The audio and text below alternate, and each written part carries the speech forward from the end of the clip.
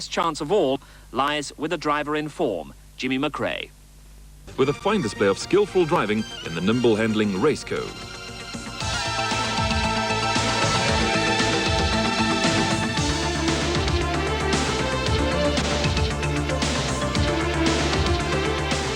Having passed the Chinoth of Derek Pinoy and Jack Purchase to take the second place overall, Klaus Degener and Wiley Harrington in their Duckham Spearcoat Chinoth were beginning to mount a determined attack on the lead of first-place man Bucks Carolan.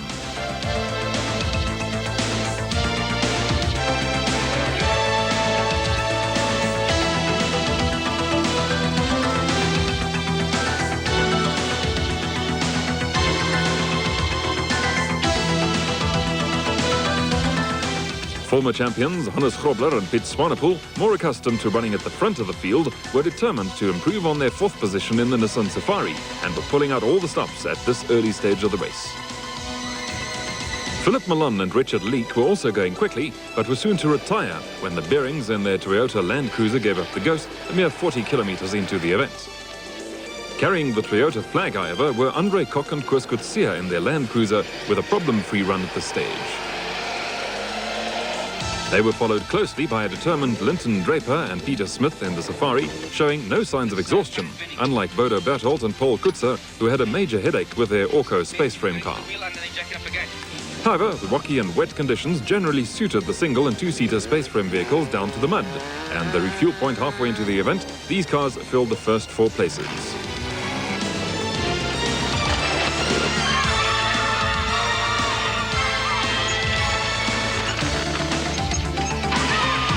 With Malone and Leake out of the running, the leading commercial vehicle at this stage was the dealer team Toyota Land Cruiser of Andre Kok and Koos Coetzee.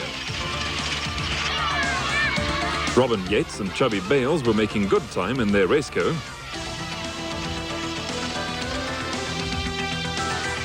Closely followed by Draper and Smith in the Safari, with the extraordinary-looking space frame special of Joubert and Kampfer not far behind. Current South African Championship leaders Wilfred Weslow and Dagmar Blankter in their Class 2 Volkswagen Beetle were enjoying a tussle with Richard Obut Carolan in his Raceco, with little to choose between them.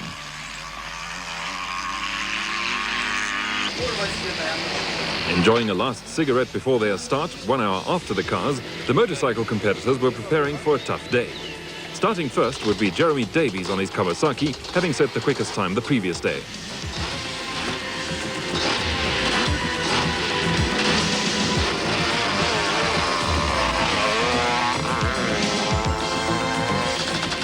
He was soon to be followed by a determined Willie Ireland on his Greenup KTM.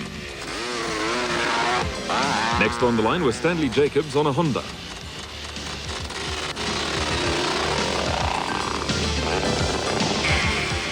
With Heine van der Walt seconds behind him on his KTM.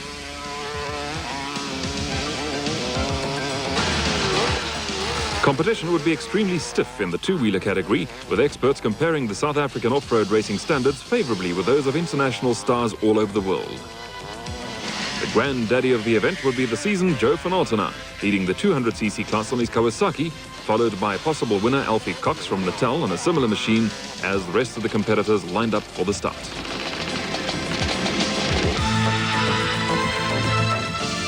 As Jeremy Davies dodged the local livestock on his Kawasaki,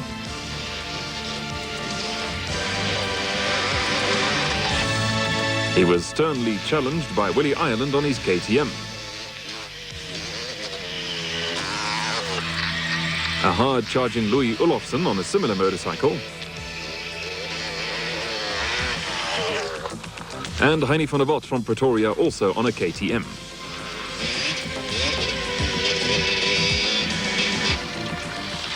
Local rider Stanley Jacobs on his Honda was in hot pursuit, while Alfie Cox on the Kawasaki was rapidly making his way through the field after a lowly, by his standards, 10th starting position. The slippery conditions were making life extremely difficult for the two-wheeler competitors. But this did not dampen the enthusiasm and spirit of riders like Hilton Beattie on his brand new KTM, or Gavin Nimmo on his equally competitive Class 12 Yamaha.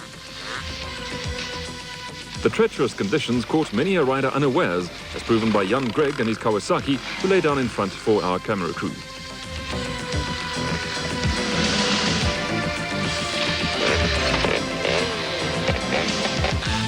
He was soon followed by Greg Thomas on a KTM, who also remounted rapidly. No wonder off-road motorcycle races are regarded with awe by other motorcycling competitors.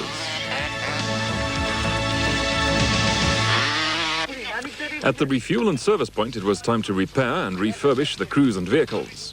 One of the teams with problems was Klaus Degener and Wiley Harrington in their Chinoth, who needed 2 new tyres following punctures.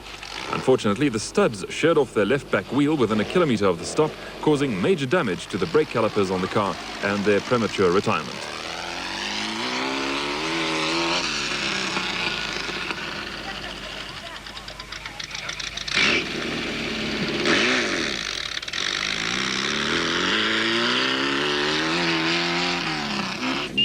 The problems posed by a muddy course like this one are numerous and varied. One of these is the fact that mud penetrates the cockpit and helmet visors, with severe effects on the crew's vision. Suffering no such problems were Gavin Orbell and Roland Groff in their Russian-built Niva, the first 4-wheel-driven vehicle at the refuel. On the other side. While crews enjoyed a cold drink, repair work was carried out fast and furiously by the long-suffering service crews.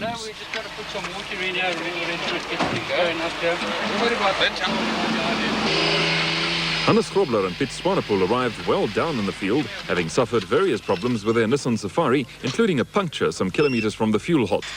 They were assisted by various other competitors, including Philip Milan from Toyota.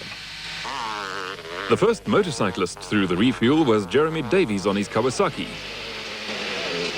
followed by Hilton Beattie on his KTM. The Kawasaki of a still hard-trying Alfie Cox, mere seconds ahead of Willie Ireland on his TJE Greenub KTM. The tension mounted on the home stretch as Bux Carolyn and Roland Geiger checked into the penultimate marshal point with their race co.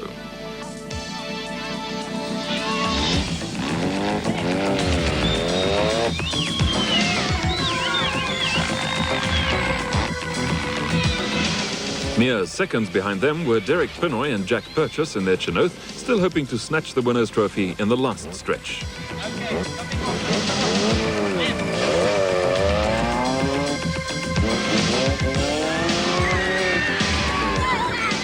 Koch and Coetzee were having a consistent run in their dealer team Toyota Land Cruiser to hang on to their 3rd place.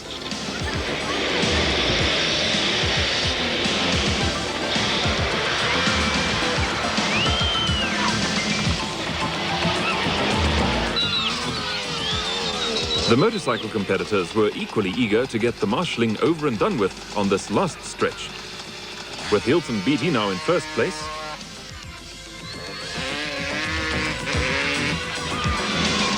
and Jeremy Davies coming through in rapid procession.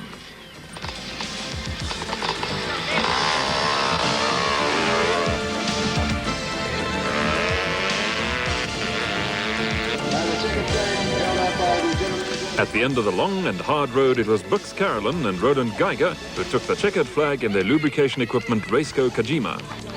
It was Carolyn's first win in 2 years, and the champagne was soon sprayed to good effect.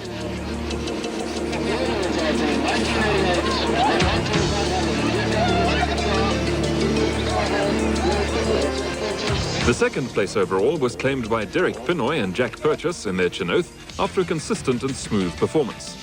Linton Draper and Peter Smith were rewarded for their efforts by a 3rd place overall and a class victory in their Nissan Safari, followed by Andre Koch and Koos Coetzee in the Toyota Land Cruiser. 5th overall and 1st in their class, to most people's surprise, were Gavin Orbell and Roland Groff in their Russian Lada Niva, followed by Dion Joubert and Vic Kampfer in their Centaur space frame car.